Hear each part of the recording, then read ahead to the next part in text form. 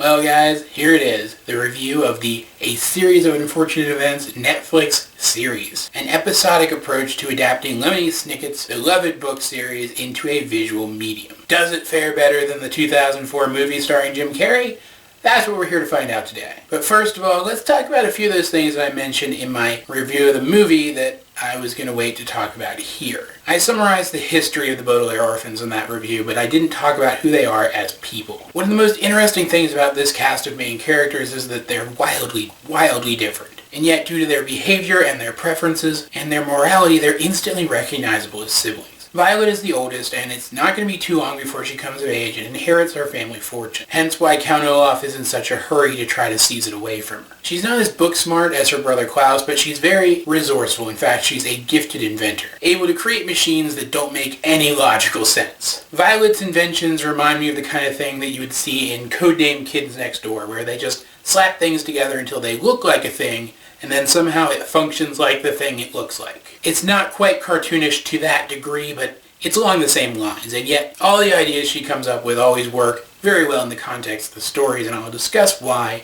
in just a moment, because I mentioned Klaus, so now I've got to talk about him. Klaus is Violet's younger brother. He's only, I think, 2 years younger, if I'm not mistaken. And while he is probably the most socially awkward of the Baudelaires, relatively speaking, because they're all kind of socially awkward seeming, he's the most intellectual, the most well-read, the most well-informed. He reads constantly, anything he can get his hands on, fiction or non-fiction, and he seems to remember most of what he reads. And it is Violet and Klaus who mostly carry these stories. So giving one of them a natural ingenuity and the other one a huge thirst for knowledge and what seems to be an eidetic memory was a really clever idea, because now you have one character who can do practically anything within the realm of her knowledge, but who doesn't know everything, and then another character who knows practically everything, and if he doesn't know everything, he can find it out pretty quickly, but who doesn't have that same talent to give form to whatever ideas he might come across. I always enjoyed how these traits could have all been wrapped up in one character, and yet the good Mr. Snicket decided to divide those traits into two characters instead. And yeah, I know his real name is not Lemony Snicket, but I cannot for the life of me remember what it is right now. I think it's something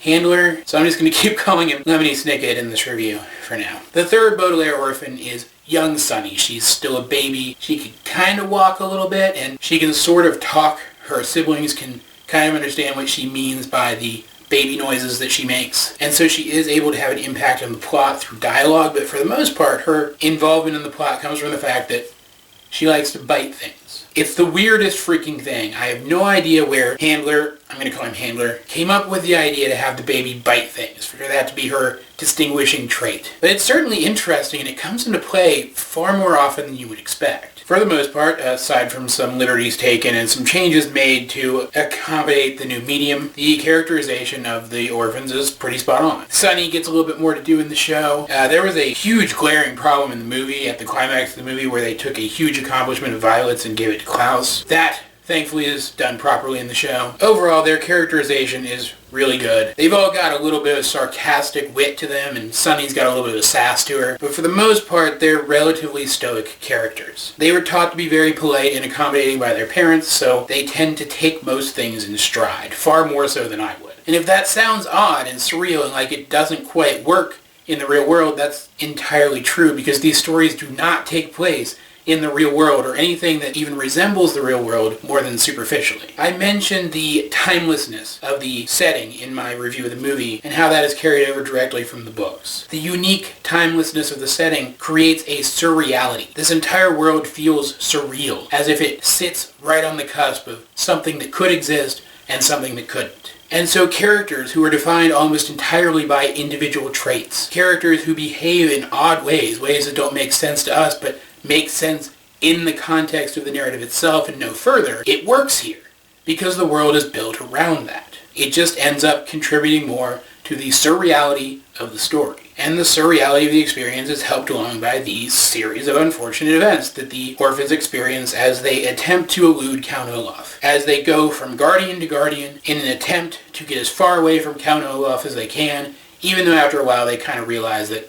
no matter how far they go, he is going to find them. And while it still has some problems, for the most part, the Netflix show nails all of that. Just like the movie, the aesthetic in the show is spot on the books. It's a little different from the movie, especially in some areas more than others, but as an interpretation of the aesthetic of these books, it is absolutely just as valid, and I absolutely love it. However, because we have more time to get to know the world in this episodic story, I feel like the surreality of their world comes through better in the show than it ever did in the movie. Aside from Count Olaf, there are all of these other, almost comedically over-the-top evil characters who come into the kids' lives. People who could never get away with the stuff that they're doing in the real world, but who are apparently operating entirely within the law in theirs. And they just keep getting worse and worse, and a formula starts to take shape. The stories become very formulaic, at least for a while, and yet even that seems to fit perfectly within the world set up by this narrative. You can believe that formulaic, episodic chapters in people's lives might actually be a thing in this world. And the show once again manages to convey that feeling perfectly. It's great. And without spoiling anything, there is stuff introduced later on in the series that, while it does open up some plot holes by its mere existence, you'll have to read up on that somewhere on Google, I'm not going to spoil it for you here, it's still very interesting, and I really enjoyed it the first time I was reading through these books. It's secret society stuff with mystery and intrigue and secret character histories and that kind of thing. And while the show definitely introduces it earlier on in the story than the books did and opens up even more plot holes by doing so, we do get to see some of the goings-on in the background of these stories, what other characters are doing. Characters who, I don't even think all of them are mentioned in the books, but I imagine Handler came up with at some point when he was writing the books. Because for those of you who don't know, Handler himself actually, I think, at the very least, assisted in writing the screenplay for the show. Most of, if not all of, the changes that are made between the books and the show are either his doing or are entirely approved by him. Which is why I find it so unusual that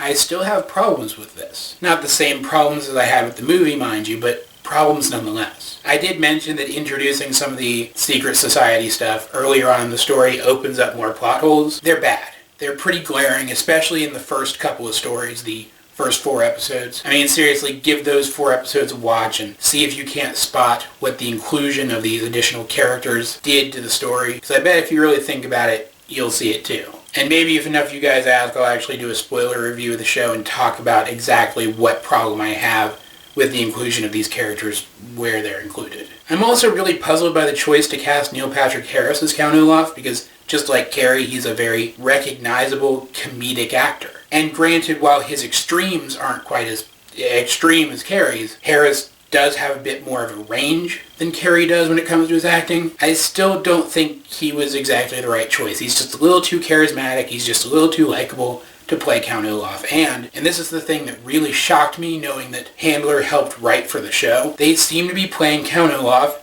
as a comedic character again. I mentioned in my previous review that most of the enjoyment from the series comes from the wit and not from comedic wit. And yeah, there is some comedy in this. There's some dark comedy for the most part. The mere situation of the orphans can be kind of funny in a dark comedy sense. But for the most part, that statement is true. There isn't a lot of straight-up comedy in these books. And yet, here we have Harris, and he is playing Count Olaf at least part of the time as a straight-up comedic character. But I think as he grows more into the role, this could actually be to the show's benefit. It's hard to turn Count Olaf into that constant inevitability, following just behind the orphans everywhere they go in a visual medium, because in the books you had pages and pages of inner dialogue from the characters building up to when Count Olaf eventually showed himself, because they knew it was coming, they dreaded it, and we felt that dread because it was constantly harped on until he got there. In a visual medium, it's not as easy to pull that off. So, what I think they're doing here is they're making Count Olaf seem like a bumbling oaf just enough of the time that when he starts to act menacing again, it creates a sort of mood whiplash and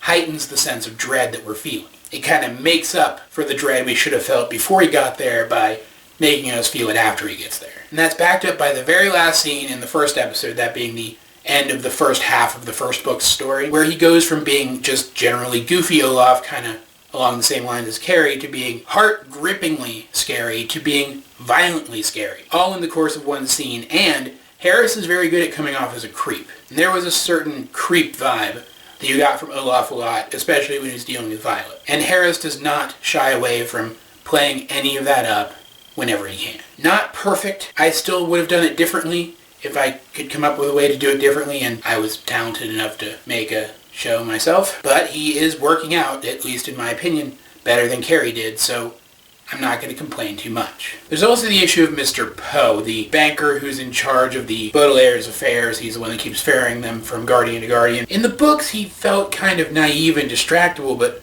overall pretty well-meaning, and he just so happened to succumb to the same adults are stupid syndrome that practically every other adult in the series had. In the show, he's an idiot at best and a self-absorbed jerk at worst, and I just didn't like that. It didn't gel with the way I saw the character when I was reading. Which brings me to the biggest problem I had with the show, aside from the aforementioned plot holes, and that was actually the actors that they got to play Violet and Klaus. I don't know if it was just the stiff writing, or the direction, or a lack of talent from the young actors, or some combination of the three, but these kids just didn't do a very good job carrying the scenes that they had to carry. When they're playing off of another more experienced actor, they're fine, but when they're only playing off of each other, their dialogue comes off as wooden and almost impossible to listen to seriously. And no, it's not just because they're stoic in some of these scenes the same way they were stoic in some of these scenes in the books. The actors really don't seem capable of carrying some of these scenes themselves, and they get better as the season progresses, and I don't know if that's because different directors worked on different episodes, or they legitimately grew into their roles, or I just got used to them, but they did get better, and I have high hopes that they'll get better as the series progresses, because we have at least 2 more seasons to go. So I'm not too hung up on it, but they could have been better.